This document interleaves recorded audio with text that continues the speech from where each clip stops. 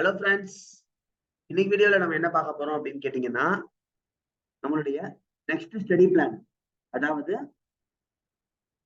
June 15th இருந்து June 21 வரைக்குமான study plan, law and ethics. ரொம்ப ரொம்ப ரொம்ப இம்பார்ட்டன்ட். ஃபர்ஸ்ட் ஆஃப் ஆல், நான் இந்த ஸ்டடி பிளானுக்குள்ள போறதுக்கு முன்னாடி ஸ்டூடெண்ட்ஸ் உடைய மோஸ்ட் இம்பார்ட்டன்ட் ஹேக்ஸ் சொல்லிடுறேன். இந்த லா பேப்பரை எப்படி சால்வ் பண்றது? ஏன்னா லா பேப்பர் சில ஸ்டூடெண்ட்ஸுக்கு I know it is very very complicated, ரொம்ப ரொம்ப காம்ப்ளிகேட்டடா இருக்கும் அப்படின்னு நிறைய ஸ்டூடெண்ட்ஸ் என்கிட்ட கம்ப்ளைண்ட் பண்ணியிருக்காங்க. ஸோ எப்படி நம்ம இந்த லா பேப்பரை ஈஸியா சால்வ் பண்ணலாம் அப்படிங்கிறது தான் வந்து முக்கியமான இந்த வீடியோவோட மோட்டிவ். அது கூட சேர்த்து நம்மளுடைய ஸ்டடி பிளானையும் நான் வந்து சொல்ல போறேன். So first of all, law விஷயத்துல பொறுத்த வரைக்கும் ரெண்டு விஷயத்த நல்லா ஞாபகம் வச்சுக்கோங்க. ஆக்டுடைய year very very very very important. ஏன் தெரியுமா? ஒரு தியரி சப்ஜெக்ட் நீங்க எடுத்துக்கிட்டீங்கன்னா உங்களுக்கு இம்பார்ட்டன்டான செக்ஷன்ஸ், ரெகுலேஷன்ஸ், ரூல்ஸ் எல்லாம் நீங்க கோட் பண்ணீங்கன்னா தான் உங்களுக்கு மார்க். ஆனா இன்டர் லெவல்ல நான் வந்து செக்ஷன்ஸ், ரெகுலேஷன்ஸ் எல்லாம் கம்பல்சரின்னு சொல்ல மாட்டேன். சிஎஸ்க்கு ஓகே. சிஎம்ஏவை பொறுத்த வரைக்கும் கண்டிப்பா, லாவை பொறுத்த வரைக்கும் நமக்கு வந்து ஒவ்வொரு செக்ஷனையும் கோட் பண்ணணுங்கிற அவசியம் இல்லை. சோ நீங்க இந்த லாவை பொறுத்த வரைக்கும் நல்லா நீங்க தெரிஞ்சுக்கணும்னா என்னன்னா, ப்ரொவிஷன்ஸையும் இயரையும் எப்படி எழுதிடலாம்னா, according to sale of goods act 1930 போதும், அவ்வளவுதான். Rule 5, rule 6, section 3, section 8, section 20 எதுவுமே தேவையில்லை. Just according to sale of goods act, இல்ல as per sale of goods act, இல்ல under sale of goods act, ஏதோ ஒண்ணு போட்டுட்டு அந்த ப்ரொவிஷன் தான் இம்பார்ட்டன்ட். என்ன ப்ரொவிஷன்? ஃபார் எக்ஸாம்பிள், குட்ஸ்னா goods means any kind of movable property other than cash and reasonable claims and includes. அந்த definition எழுதிக்கோங்க, இல்ல மீனிங் தெரிஞ்சா மீனிங் எழுதிக்கோங்க. பட் செக்ஷன் 2 கீழே வரும், அது செக்ஷன் 2 சப்செக்ஷன் சம்திங் வரும், அது என்னன்னு தெரியல. அதை நீங்க எழுதணுங்கிற அவசியம் கிடையாது. லாவை பொறுத்த வரைக்கும் ஆக்ட் கிளியரா எழுதிட்டீங்கனாலே, ஆக்ட் இயரை எழுதிட்டீங்கனாலே உங்களுக்கு அந்த ஆக்ட் தெரிஞ்சிருச்சுன்னு அர்த்தம். அவங்களுக்கு அதுக்கு மேல வந்து செக்ஷன் எல்லாம் வந்து தேவையா இல்லையாங்கிறது மேட்டரே இல்ல. அதனால நீங்க என்ன பண்ணிடலாம், ஒரு லாவை எடுத்துக்கிட்டீங்கன்னா ஆக்டோட இயரை மட்டும் கண்ணை மூடிட்டு மனப்பாடம் பண்ணி வச்சுங்க. இயர் மட்டும் நீங்க எழுதாம எழுதுனீங்கன்னா உங்களுக்கு கிட்டத்தட்ட 2-3 மார்க்ஸ் குறைச்சுவாங்க. ஃபுல் ப்ரொவிஷன் நீங்க கரெக்டா எழுதியிருந்தாலுமே 2-3 மார்க்ஸை கம்மி பண்ணி போட்டுருவாங்க. ஸோ லால ஆக்ட் ரொம்ப ரொம்ப முக்கியம், இயர் ரொம்ப ரொம்ப முக்கியம். அதே மாதிரி ஆக்டோட தப்பா எழுதிட்டீங்கன்னா போச்சு. இப்ப நான் பிஎஃப்ஆர்டிஏன்னு போட்டிருக்கேன், pension fund regulatory and development அத்தாரிட்டிங்கிற ஆக்ட். இதுல பென்ஷன் ஃபண்டுக்கு பதிலாக ப்ராவிடன்ட் ஃபண்ட் நீங்க போட்டீங்க அப்படின்னா போச்சு. நீங்க எழுதின எல்லா ஆன்சரும் கரெக்டா இருந்தாலும் 0 தான். ஏன்னா ஆக்டையே நீங்க தப்பா படிச்சிருக்கீங்கன்னு அர்த்தம். அப்ப என்ன அர்த்தம் இந்த இடத்துல? ஆக்ட் வித் இயர் ரொம்ப ரொம்ப ரொம்ப இம்பார்ட்டன்ட். அதை நீங்க கிளியர் கட்டா அண்டர்ஸ்டாண்ட் பண்ணிடணும். இதான் first step, first hack for CMA இன்டருடைய அண்ட் சிஎம்ஏ ஃபைனலுக்கும் சரி எல்லாத்துக்குமே லாவோடைய ஃபர்ஸ்ட் ட்ரிக்கு. என்ன ட்ரிக்கு? இயரு அப்புறம் ஆக்ட். இது ரொம்ப ரொம்ப ரொம்ப இம்பார்ட்டன்ட். ரெண்டாவது விஷயம், லாவல முக்கியமான ஒரு விஷயம் டெஃபினிஷன். டெஃபினிஷனை நீங்க கோட் பண்ண உங்களுடைய இமேஜ் கூடும். உங்களுக்கு மார்க்க கூடாது, இமேஜை கொடுத்து. இமேஜ் கொடுத்தனாலே மார்க் கூடிச்சுன்னு இருக்கும்.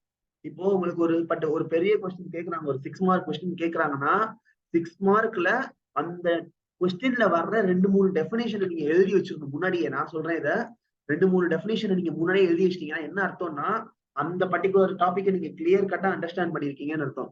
அப்படி கிளியர் கட்டா நீங்க அண்டர்ஸ்டாண்ட் பண்ணிருக்கீங்கனாலே ஆட்டோமேட்டிக்கா என்ன ஆயிடும், நீங்க அந்த பர்டிகுலர் ப்ரொவிஷனை வந்து கரெக்டா படிச்சிருக்கீங்கன்னு அர்த்தம்.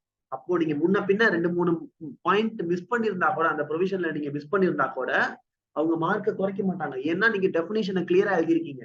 சோ இது உங்களோட இமேஜை கூட்டும். டெஃபினிஷனுக்கு உங்களுக்கு மார்க் போட மாட்டாங்க, ஆனா அந்த டெஃபினிஷனை பார்த்த உடனே இம்ப்ரெஸ் ஆயிருவாங்க உங்க பேப்பர்ல. அந்த இம்ப்ரெஷனுக்கு தான் இந்த டெஃபினிஷன் எழுத சொல்றேன்.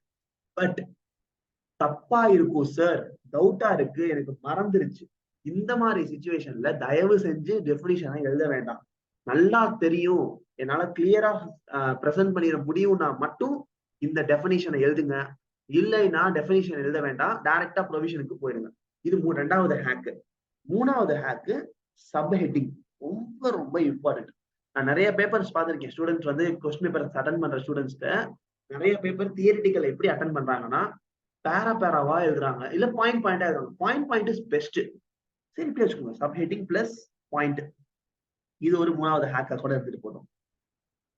என்ன அர்த்தம்னா, நமக்கு சப்ஹெட்டிங் இம்பார்ட்டன்ட், சப்ஹெட்டிங்க பாயிண்டா போடுங்க.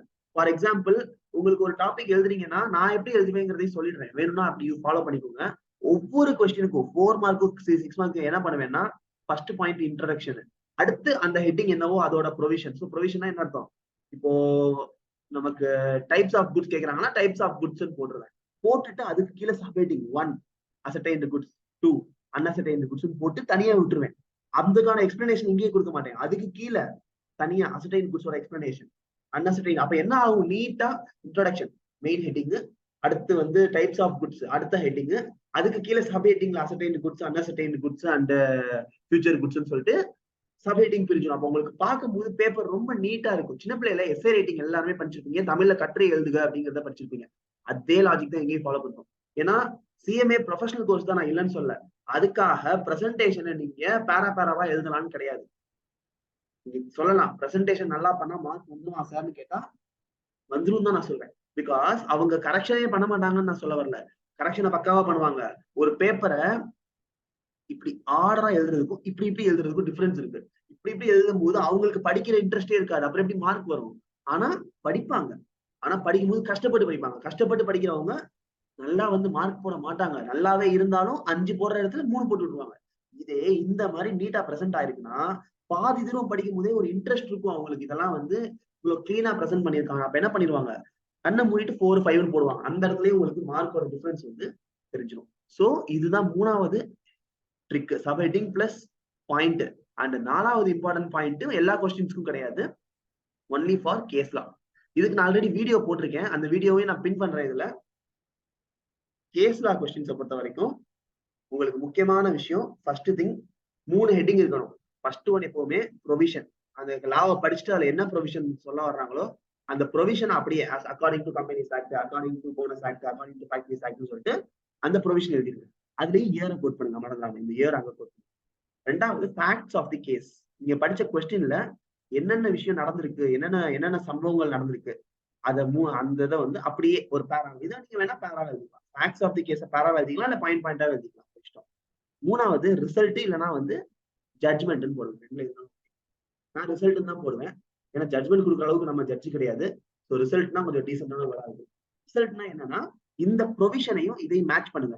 According to this provision it is said that Mr. A has sold the property to B on forceful activity. Therefore, it is not free consent according to Indian Contracts Act.